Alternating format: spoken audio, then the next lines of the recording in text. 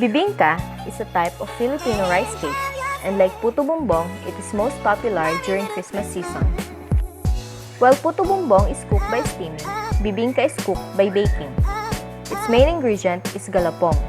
Originally, bibingka is only made with water and galapong. But now, coconut milk is added to the mixture, giving it a richer taste. Other ingredients can vary greatly, but the most common secondary ingredients are eggs and milk.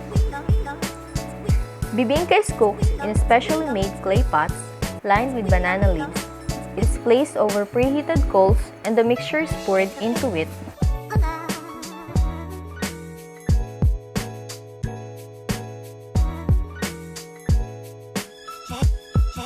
The process results to a soft and spongy flat cake that is slightly charred on both surfaces and infused with a unique aroma of toasted banana leaves and smoky smell of charcoal.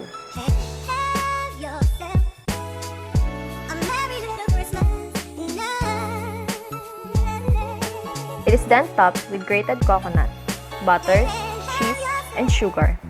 Sometimes, salted duck egg is also added. Bibingka is sold and eaten along with puto bumbong.